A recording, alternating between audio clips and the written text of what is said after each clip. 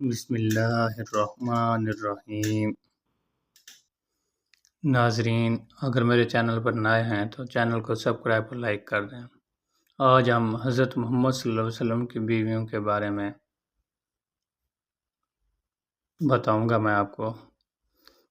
حضرت عطا سے روایت ہے کہ ہم حضرت ابن عباس رضی اللہ عنہ کے ساتھ نبی اکرم صلی اللہ علیہ وسلم کی زوجہ محترمہ حضرت مامونہ رضی اللہ عنہا کے جنازے میں صرف کے مقام پر حاضر ہوئے۔ حضرت ابن عباس رضی اللہ عنہ فرمانے لگے، یہ حضرت مامونہ ہیں، جب تم ان کا جنازہ اٹھاؤ تو اسے حرکت نہ بنا اور نہ ہی اسے زیادہ اوپر نیچے کرنا۔ رسول اللہ صلی اللہ علیہ وسلم کے نکاح میں وفات کے وقت 9 بیویاں تھیں۔ آپ 8 کے لیے باری مقرر فرماتے تھے اور 1 کے لیے باری مقرر نہ فرماتے تھے۔ حضرت محمد صلی اللہ علیہ وسلم کی بیویوں کے فوائد و مسائل۔ نمبر 1، اللہ تعالیٰ کی یہ عجیب قدرت ہے کہ حضرت مامونہ رضی اللہ عنہا کا نکاح، رخصتی اور وفات تینوں مقام صرف میں ہوئے اور اسی خیمے میں دفن ہوئیں جس میں ان کی رخصتی ہوئی تھی۔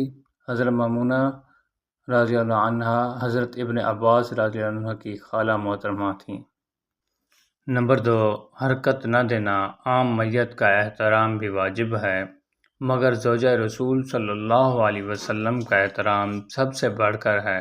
زندہ شخص محترم ہو تو فوت ہونے سے اس کا احترام مزید بڑھ جاتا ہے، حتیٰ کہ فوت شدہ کی قبر پر بیٹھنا بھی منع ہے، حالانکہ میت بہت نیچے ہوتی ہے۔ نمبر 3، 9 بیویاں، ان کے علاوہ 2 بیویاں آپ کی زندگی میں فوت ہو گئی تھیں۔ لونڈیاں مزید ان کے علاوہ ہیں۔ 9 بیویاں آپ کا خاصہ ہے۔ عام شخص 4 سے زائد بیویاں بیک وقت نکاح میں نہیں رکھ سکتا۔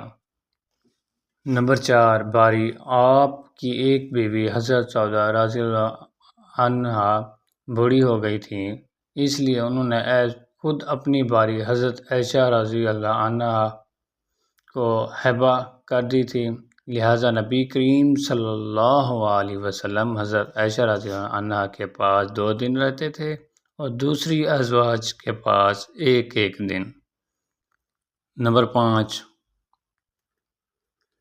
4 سے زیادہ بیویوں کی رخصت آپ کے لیے اعلیٰ مقاصد کے لیے تھیں۔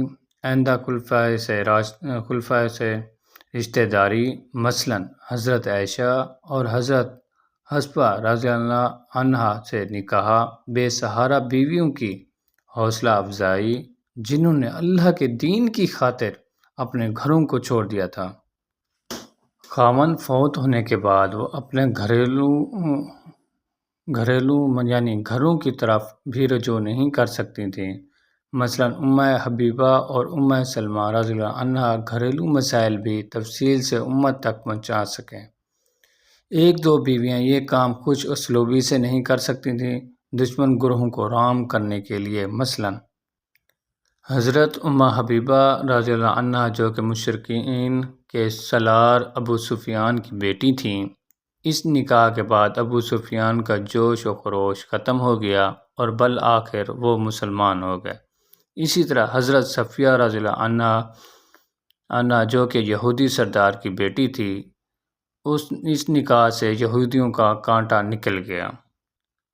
یہ بات یاد رکھنے کے قابل ہے کہ رسول اللہ صلی اللہ علیہ وسلم کو بیویوں کی مقرر تعداد 4 سے بلا قرار دینے کی بنیاد شہوت نہیں ہو سکتی، کیونکہ جو شخصیت اپنی زندگی کے 25 سال بے عیب گزارتے ہیں، اگلے 25 سال صرف ایک بیوی، وہ بھی بیوی کے ساتھ انتہائی عفت اور شرافت کے ساتھ گزارتے ہیں، اور مزید 5 سال ایک دوسری بیوی حضرت سودا رضی اللہ عنہا کے ساتھ ہی گزارتے ہیں۔ کیا یہ کسی لحاظ سے بھی مانا جا سکتا ہے کہ جب ان کی عمر 55 سال ہو جاتی ہے، جوانی مکمل طور پر رخصت ہو جاتی ہے اور بڑھاپا شروع ہو جاتا ہے، تو اپنی زندگی کے آخری 8 سال میں شہوت کی بنا پر زائد شادیاں کرتے ہیں؟ نہیں، ہرگز نہیں، بلکہ حقیقتاً رسول صلی اللہ علیہ وسلم کی زیادہ بیویاں بیویوں کا عرصہ آخری 5 سال ہیں۔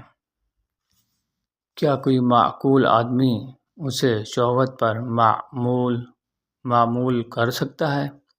اس کا تصور بھی نہیں کیا جا سکتا، خصوصاً جب وہ شخصیت اپنی راتوں کا اکثر حصہ اللہ تعالیٰ کی عبادت میں روتے ہوئے گزار دیتی ہو۔ لازماً آپ کے کثرت ازواج کی حکمت کچھ اور تھی جس کی تفصیل ذکر ہو چکی ہے۔